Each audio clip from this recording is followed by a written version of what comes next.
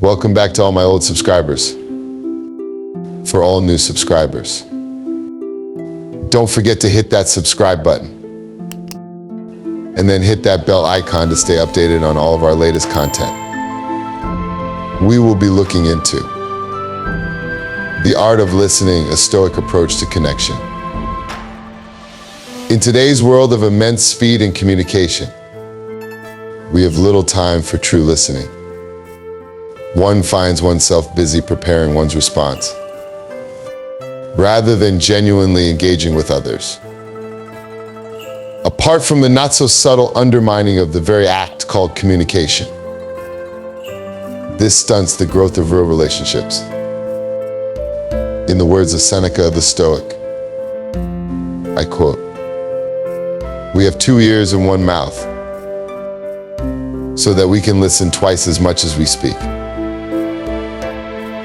End of quote. Yet we often forget this truism and forfeit deep connections when we are fully present in our conversations.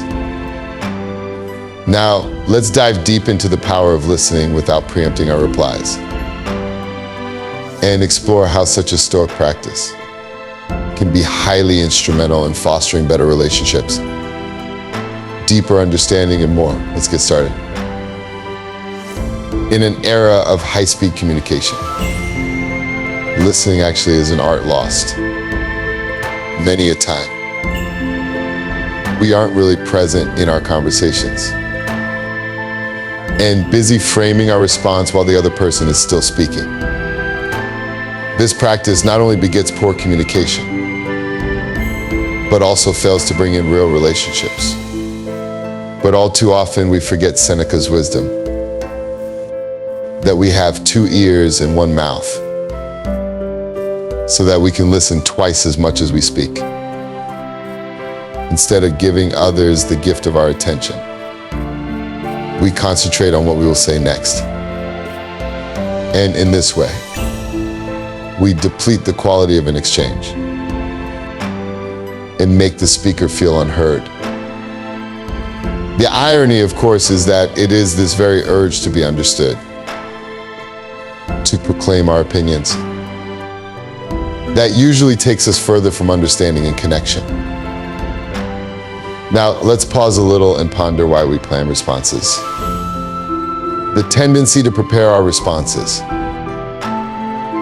arises from the instinctive motive of desiring to be heard of validation. We want to be recognized, to be approved of, and to be proved right.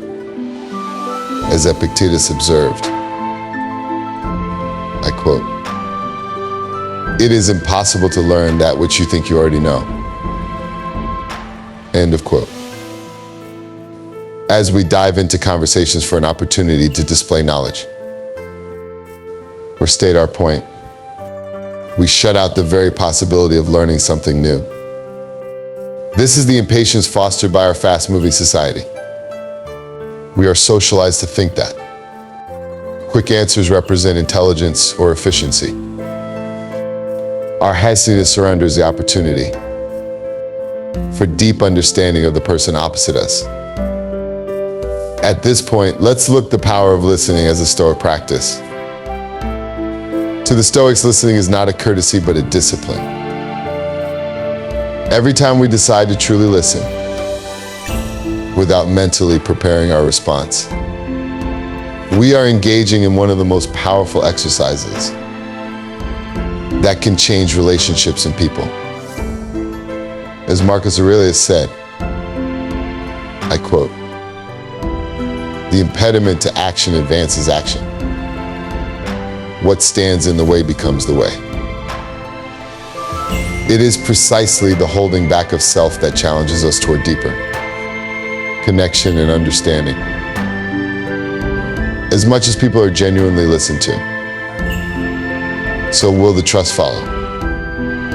It's the bedrock of any strong relationship in which listening is the cornerstone, as Socrates taught. I quote, "The only true wisdom is in knowing you know nothing." End of quote. When we truly listen, we open ourselves to the feelings and experiences of another, and can thus walk with them in understanding. The power of listening also enhances clarity. As we are quite down, we absorb more of what is said. Therefore, clarity and meaning can be exchanged without too much risk of misunderstanding. In addition, the Stoic art of listening fosters respect. When you listen with attention, you are actually showing respect. You signal to the speaker that his or her words, thoughts, and feelings matter. And when this strikes a balance, it reciprocates respect. How to develop the skill of listening is a question of will and discipline to become a better listener. As Stoicism teaches us, the things within our control are where our attention should lie. The following practices will help you in remaining fully present in conversation. 1. Practice silence. Next time you feel the urge to interrupt, remember what Zeno had said. I quote, "Better to trip with the feet than with the tongue." End of quote. You may often be kept out of your comfort zone, but in silence, you hear everything that is said. 2. Love the pause. After the speaker is finished, give a moment of pause. This gives you time for your thoughts. But most importantly, this will signal to the speaker that their words count. Ask elaboration questions instead of immediately jumping to your own point of view. This way, not only does understanding deepen, but also the focus has shifted from the self onto another. 3. Acknowledge before you reply, even if you disagree. Make sure to begin with acknowledging the speaker's point. This expresses that you indeed listened and understood before having your say. Barriers to conversation abound. But Stoicism teaches that such obstacles need not restrain us in any vital respect. It is no gainsaying that we invariably come to conversations with things already said. Seneca himself urges us to. I quote, "Treat your inferiors as you would be treated by your betters." End of quote. When we set aside our assumptions, we create room for new understanding. At some points, external distractions or internal worries pull us away from the conversation at hand. As Marcus Aurelius wrote, I quote, "Concentrate every minute like a Roman doing what's in front of you with precise and genuine seriousness."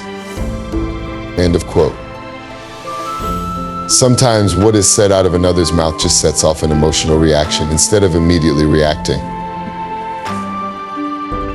Take a deep breath as the emotion rises. Let it pass. And then respond with reason, not impulsively. When you try to truly listen instead of planning your response, and you will notice that people feel valued in your company. And you gain more empathy and information from people around you.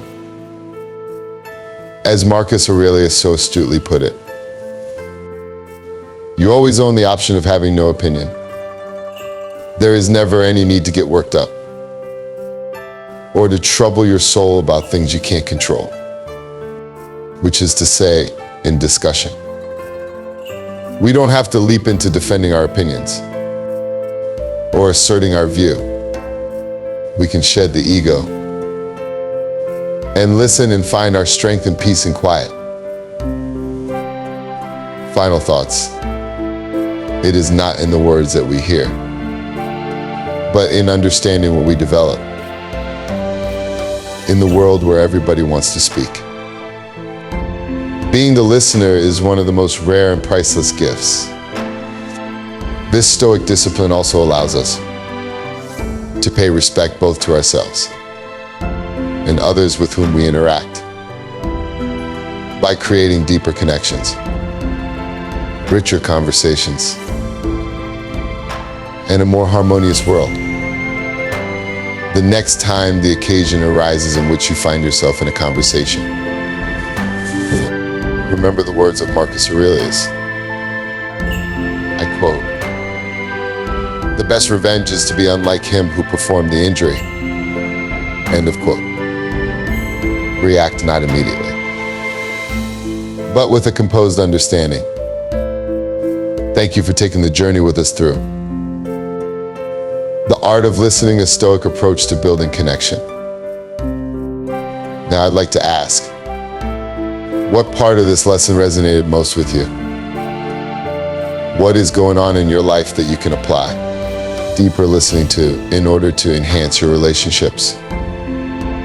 Leave a comment below. I'd love to hear about it.